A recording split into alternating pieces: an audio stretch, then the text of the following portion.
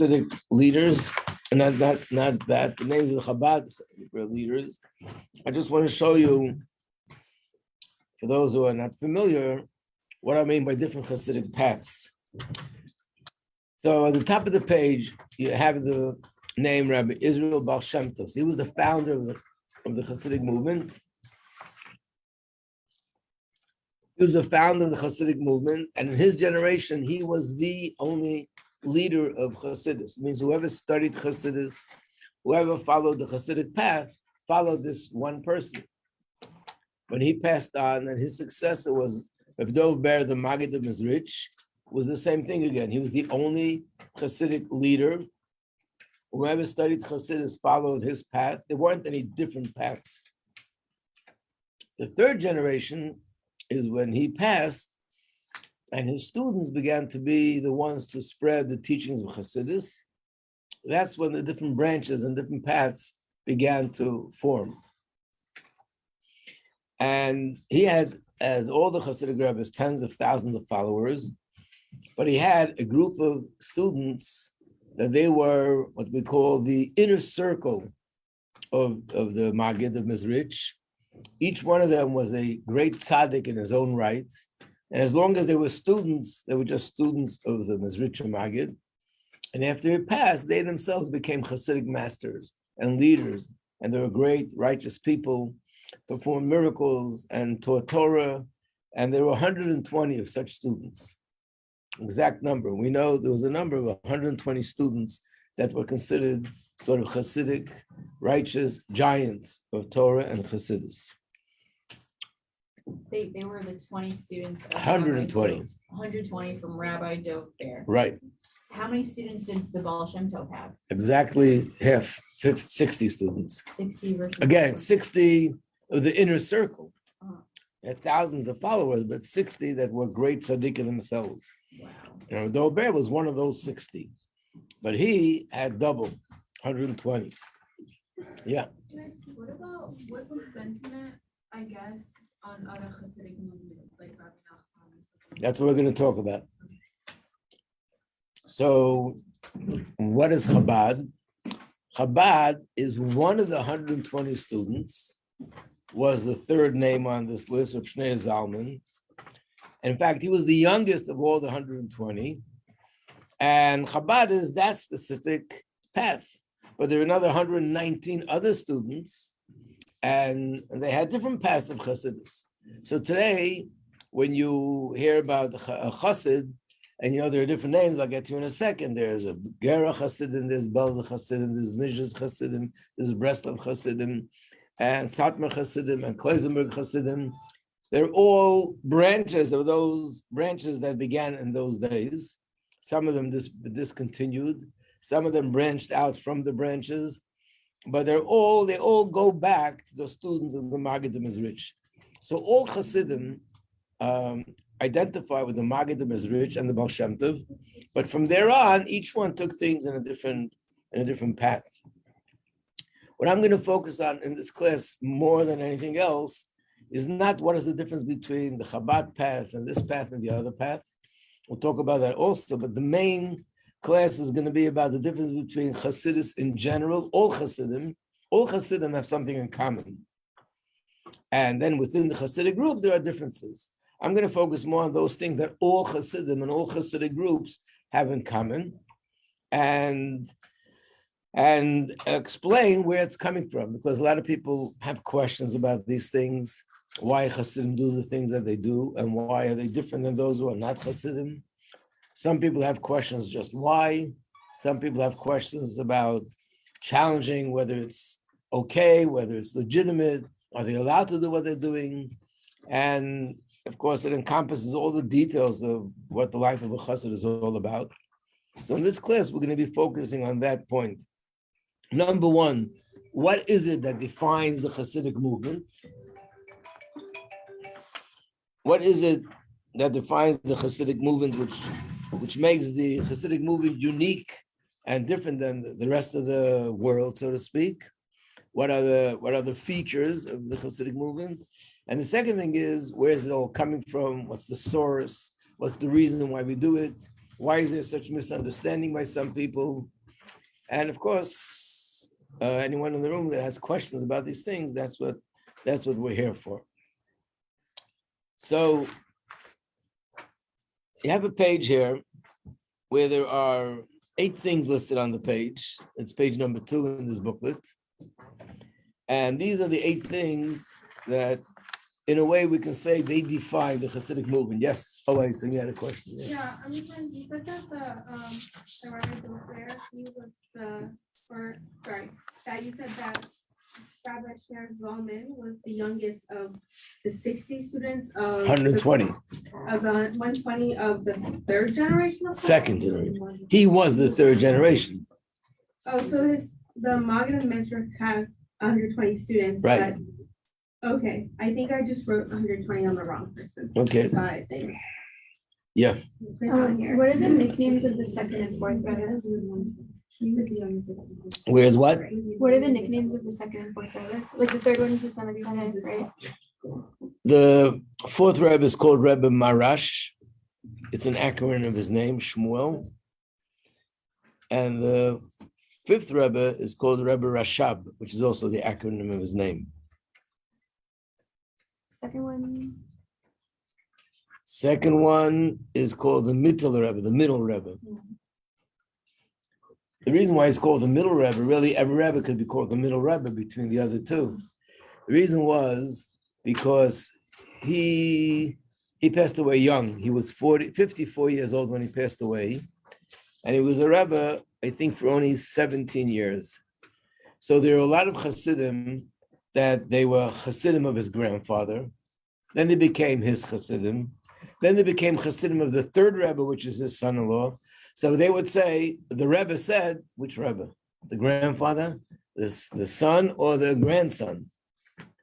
So what they used to say when they said the Alter Rebbe, in Yiddish, it means the previous Rebbe. And when they said the current Rebbe, that was the Tzemach Tzedek. And when they referred to the 2nd Rebbe, they referred to him as the middle Rebbe. So he got the name, the Mittel Rebbe, in Yiddish, the same word, Mittel. How did you choose between all these Hasidic sons who's going to be the Rebbe? But, how did they choose? Yeah, because all of them like the Hasidic. Well, I gave a talk on that on Yud Shvat, if you remember. We spoke about this a little bit, that it wasn't so simple. In fact, for example, the Tzemach Tzedek, who had 4 sons, had 5 sons that were all, I would say, they were all capable of becoming Hasidic Rebbes.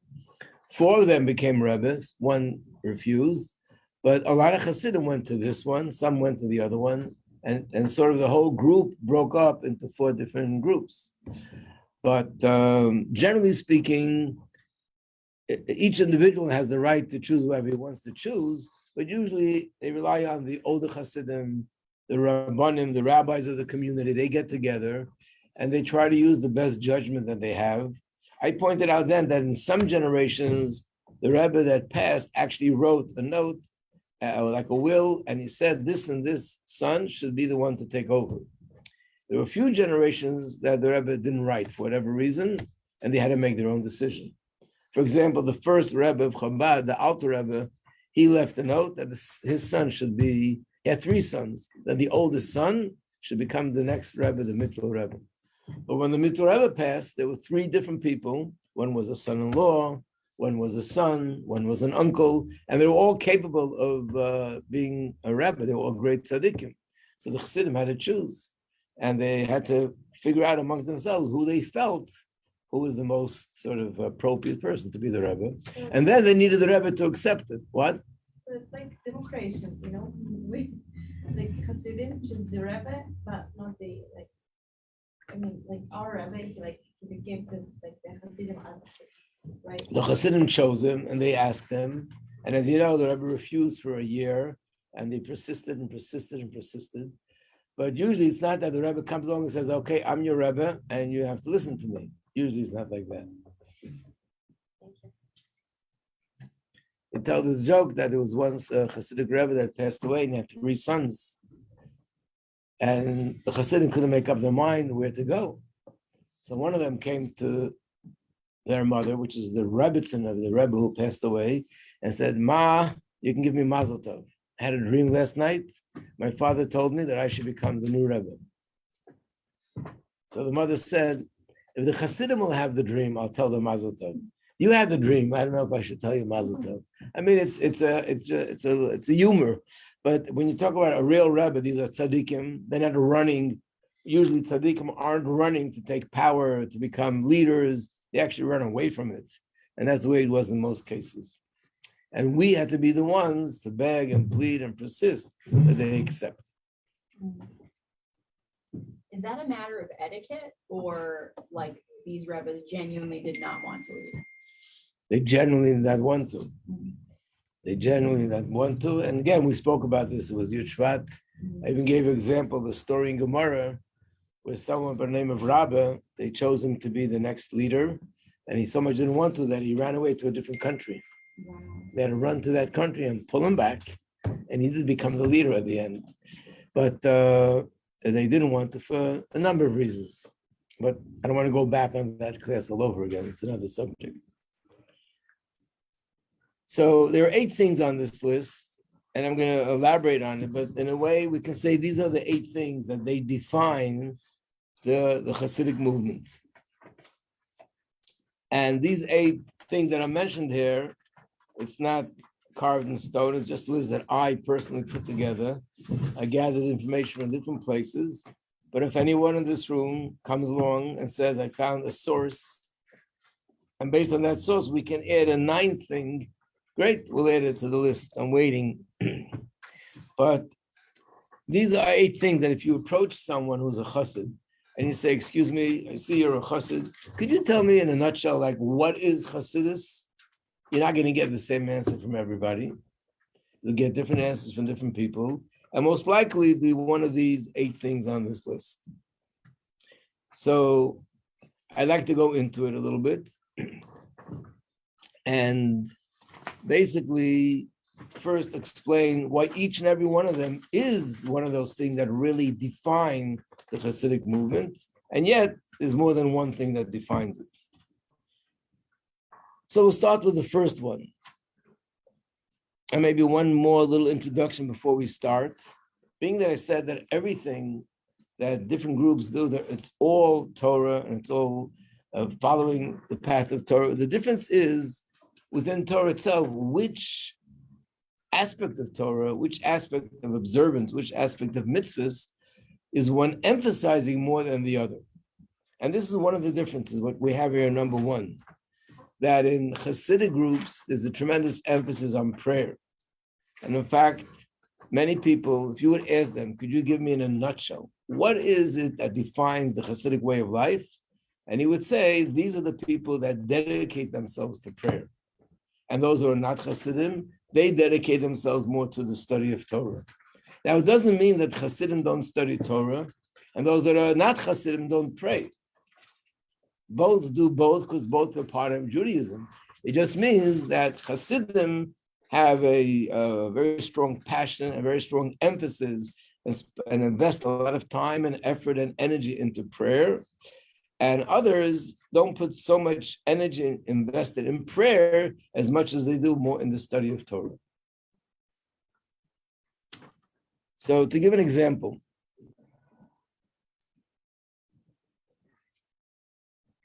the Alter Rebbe, the first Rebbe of Chabad, which is an interesting fact that even though his mother was a follower of the Baal Shem Tov, his father was a follower of the Baal Shem Tov, his teachers were followers of the Baal Shem Tov, none of them told him about the Baal Shem Tov and about Chassidus. They all concealed it from him. And the reason was because the Baal Shem Tov told them all that he doesn't want them to share any of that with him. And the reason he gave was, there are 2 reasons that were given. 1, because he's meant to be a student of my successor, not my student.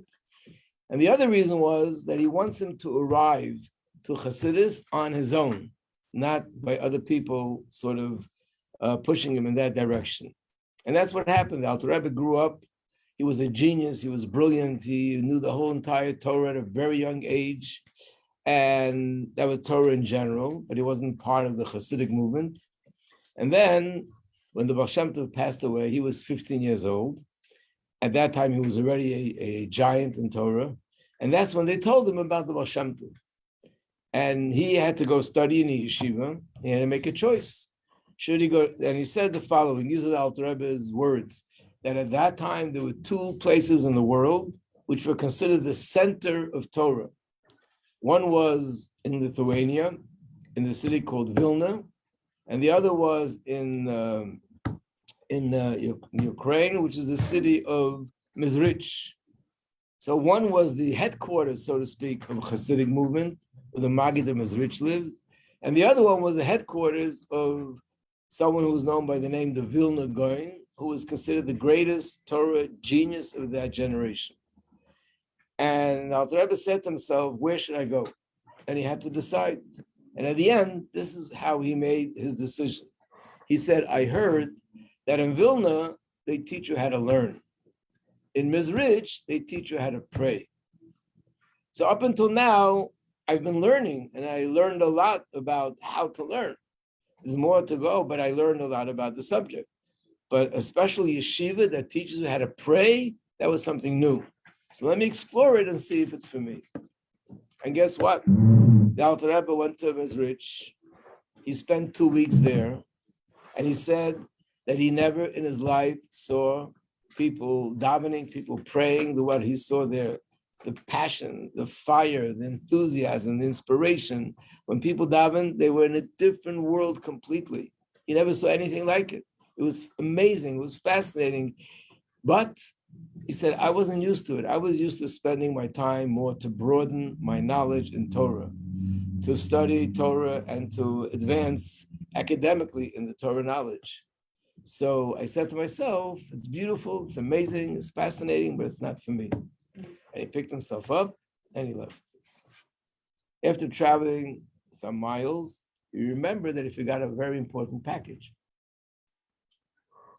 He went back to get the package. And when he came back to get the package, he walked into the yeshiva and he saw his Rebbe sitting there with students around him, and they were discussing a certain halacha question. So he moved closer to hear what they were talking about.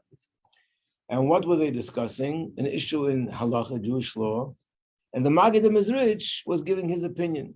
It was a few hours, and he said the brilliant concepts that he heard, his insights in the Gemara, not Chassidus, but Gemara, Talmud, and halacha, which we call the revealed part of Torah, was so deep and so fascinating as things that he never heard such depth in his life, that he said to himself, if you could study Chassidus and spend time on davening, and at the same time be such a brilliant Torah scholar in the revealed part of Torah, I'm staying here. So if he wouldn't have forgotten the package, he never would have come back. So who knows what would have happened? We wouldn't be sitting here.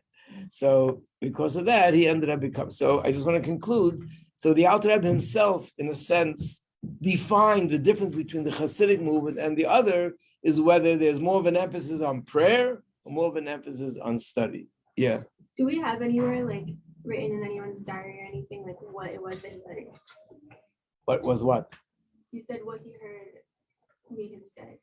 Oh, there is descriptions, more details there. But like anything else, if I go into the details, we'll be making a detour. I told you, when we teach a class, you're on a highway, then you get off on the exit. But very often you get up on one exit, and then from there you get up on another exit. And before you know it, you don't even know where you're going anymore. So we can take a brief of the exit, go into to a place to stop off, get a drink, then back on the highway. Yeah. What's the difference between like the depth and the insight that he heard and Hasidus? Like, was it just? No, that he heard this depth and insight in Niglan, the revealed part of Torah. In other words, Gemara, Halacha, the part of Torah that he was used to studying all this time. Well, isn't the deeper part? The deeper part is esoteric. No, the deeper part, in the revealed part, is depth and this tremendous depth. And that. Sure. When you study halacha, let's say you study, there are two opinions. One opinion says that this is permissible, one says not permissible. What's the reason? why do they have a difference of opinion? It's all because they have a different way of looking at it logically, intellectually. But it's not, they're not arguing with the 2 + 2 = 4 or 2 + 2 = 16. That's obvious. So obviously they're arguing about something much deeper in depth in intellect, how to define something, how to understand something, how to analyze something intellectually. And based on that, that's how they arrive to the halacha. Do you judge things by quality or you judge it by quantity? What's more important? That's something more intellectual, that the mind, the brain has to come to a decision. And when people start explaining these things, they're very fine, abstract concepts. It's all in the realm of a revealed part of Torah. It's not about anything esoteric, but still it's much deeper than what you just see on the surface. Yeah.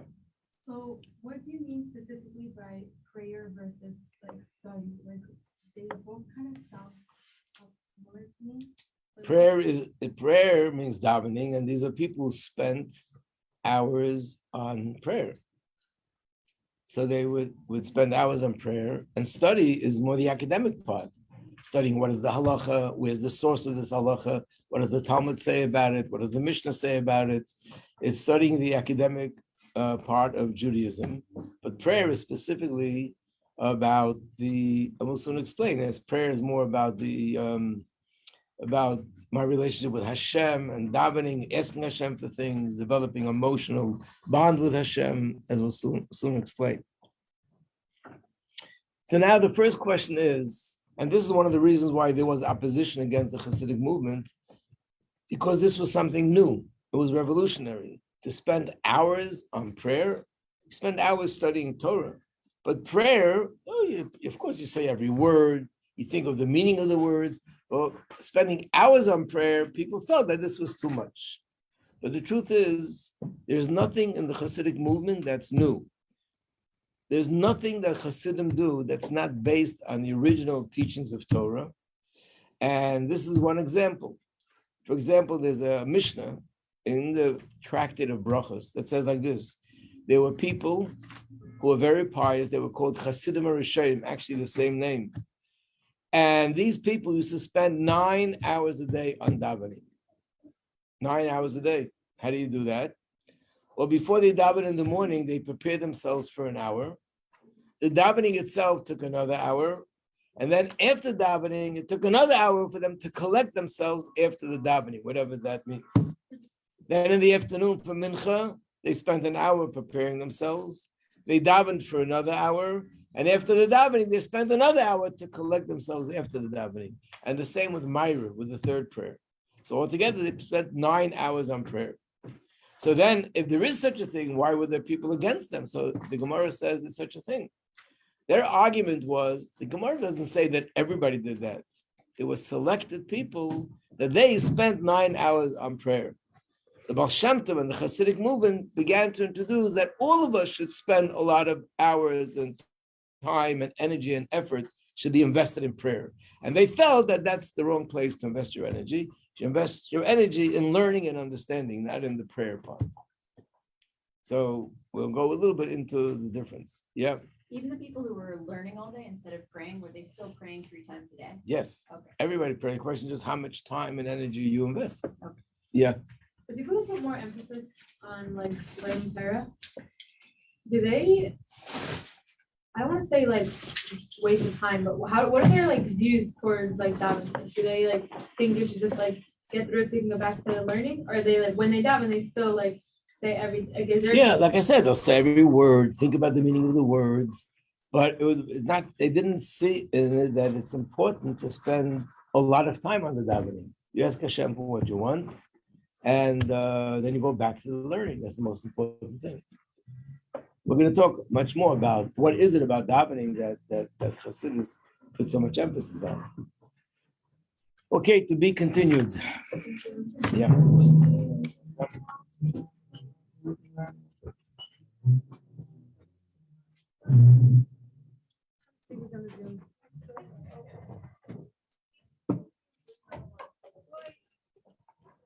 Press to see that? Down here it says participants. Oh, I see.